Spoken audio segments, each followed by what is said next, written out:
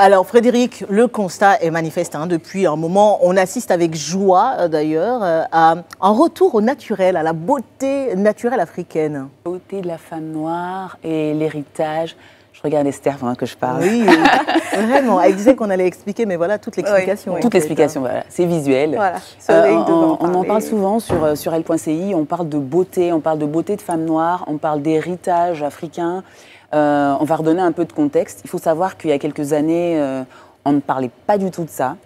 Faut voir, en Afrique, on était influencé par les séries télévisées complètement ambiance en Hollywood, avec telenovelas, et aussi la presse qui était très occidentalisée. Donc les femmes africaines ne se projetaient pas dans une image ancestrale, ou plutôt dans une représentation où il fallait avoir les cheveux lisses, blonds, brunes, être très mince, avoir la peau plus claire, etc. Et voilà, on était un peu pris au piège dans des dictats où on n'avait pas de représentation, de modèle. C'est ce qui fait la société, normalement. Et puis, quelques années après, on a eu le mouvement NAPI, qui est mouvement politique et... Plusieurs années, j'ai envie de dire. Plusieurs années après. Mais progressivement, très lentement. Voilà, et pour notre plus grand plaisir, au départ, c'était un peu choquant, notamment dans la diaspora, bataille toujours. Ils sont arrivés en disant, prônons les cheveux naturels, l'afro, etc., ce qui nous permettra d'assumer notre diversité et d'assumer aussi nos origines. Et puis aujourd'hui, on voit carrément... des femmes, comme Esther ce soir, qui assument pleinement des coiffures qui ont un héritage africain, voilà, des tresses au fil, des perles, des cauris, l'afro, les cheveux tressés, etc. Tout ça qui fait aujourd'hui que les femmes sont fières de cette beauté. Mais ça sort d'où, en fait? Ça sort d'où? Ça sort de cette réappropriation de sa culture. Alors, ça a été quand même propulsé récemment par des célébrités internationales. On a vu, on l'a encore parlé ici plusieurs fois, Beyoncé, Viola Davis, Solange, tout un tas de personnes, on pourrait passer la soirée à en parler. Là même, ce sont des stars féminines internationales, genre hors de l'Afrique. Mais je pense que ça a aussi un peu commencé avec, avec le Nigeria, avec Hollywood. Exactement. Moi, je me rappelle, il y a une série que j'adore, que j'ai regardée sur Internet. C'est une web série qui s'appelait An African City. C'est ghanéen. C'est ghanéen. Et il y avait une scène là-dedans. Et tu vois, même que toutes les filles étaient coiffées avec leurs cheveux naturels. Elles assumaient. C'était des répates, justement. Ça traitait de la question des répates. Et je me rappelle que l'actrice principale s'était rendue un jour dans un salon de coiffure. C'est une petite scène un peu comique. Et elle avait ses cheveux crépus, là, genre. Et la fille lui disait « We don't do natural hair ». Et la fille dit « Mais comment ça? Comment tu vas me dire qu'ici, on ne traite pas, on est en Afrique. Je suis dans un salon en Afrique, au Ghana, et tu me dis qu'on ne traite pas les cheveux naturels. » La fille a dit « Ah, madame, we don't do it. » Elle était tellement énervée. Je ne sais pas si je dois appeler ça un problème ou non. Pour traiter le cheveu naturel, il faut aller dans des salons spéciaux. Donc, pourquoi est-ce qu'on distingue encore ces choses-là? Donc, tu ne rentres pas dans n'importe quel salon pour traiter ton cheveu naturel. Ça, dans le même cas. C'est la loi de l'offre et de la demande. Aujourd'hui, il y a beaucoup moins de personnes qui assument. On en vient justement au fait d'arborer ça. Mais de plus en plus quand même. De plus en plus, bien sûr. C'est pour ça qu'on voit d'ailleurs que beaucoup de marques même s'érigent dans cette diversité-là, prônent la beauté bien-être. On a Nature et Tradition, un débat nature, plein de marques qui portent le message comme ça. Mais aujourd'hui, on voit vraiment que les femmes, même au niveau du corps, les courbes, pas que ça, les courbes, le fait de se dire, j'ai l'impression qu'on est en train de renverser la tendance. Je sais pas si vous avez vu aujourd'hui.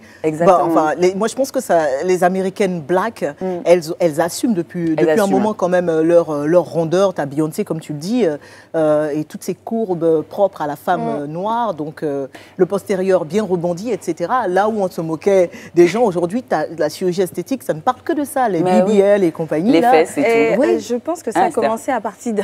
je ne sais pas trop de quoi tu parles, franchement, d'un ras-le-bol. On le sait, le cheveu noir, il se mourait avec l'alopécie et tout, dû aux produits. Donc à un moment donné, qu'est-ce qu'on devient? Parce que même pour reproduire les coiffures occidentales, c'était compliqué. Voilà.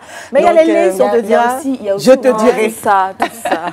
Non, mais on les met parfois, mais pas tout le temps. Ce qu'il faut savoir, c'est que cette quête de beauté africaine nous a emmenés à connaître notre histoire. Oui. Et en fait, comme tout Africain, quand on commence à être fier eh ben, on déploie. Exactement. Et on devient de plus en plus imprégné de ça. Et on voit qu'on enseigne beaucoup plus de choses à nos enfants aussi sur notre histoire. Et puis voilà, cette fierté aussi, elle pulse cet héritage et cette beauté. Voilà, je vous embête vite fait parce que j'ai écrit un truc. Juste vous dire ce que j'ai écrit et puis après, on continue. Donc je disais, je l'ai écrit un gros hommage à Rora. D'ailleurs, qui va apprécier le petit clin d'œil que j'ai mis quelque part. Il est où cet hommage? Alors, c'est bon, je l'ai trouvé. D'accord. Donc, je disais, la femme africaine déambule dans nos rues, incarne de plus en plus fièrement notre héritage par ses formes, sa voix, sa carnation, ses cheveux, sa singularité, son charisme, et elle reste digne dans sa volupté. Elle a besoin de cela, de construire et d'asseoir son assurance. L'estime de soi, sa beauté, qui n'a jamais cessé d'inspirer en silence d'autres peuples.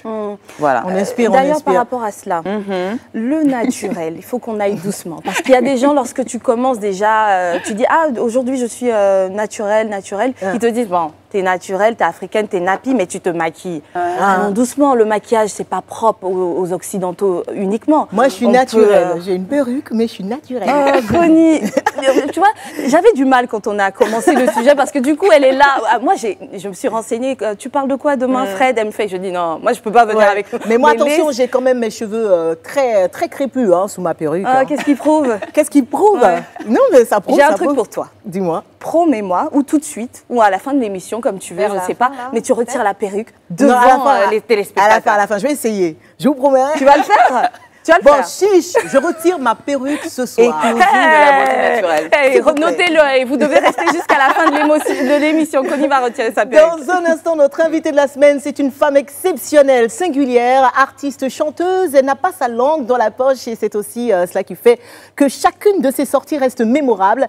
Tina Glamour, la Mama, sera en live avec nous dans le Live Weekend. Et comme vous le savez, le Live Weekend, c'est aussi le confessionnal, la boîte à défis, le top des réseaux sociaux, le Zap TV et le plan du week-end. Je vous ai dit, le programme est lourd, très lourd programme. Et on verra bien si je serai capable en direct d'enlever ma perruque et de laisser entrevoir mes vrais cheveux au naturel, comme je l'ai promis. Mais je sais que je vais le regretter. J'ai l'impression que je vais le regretter.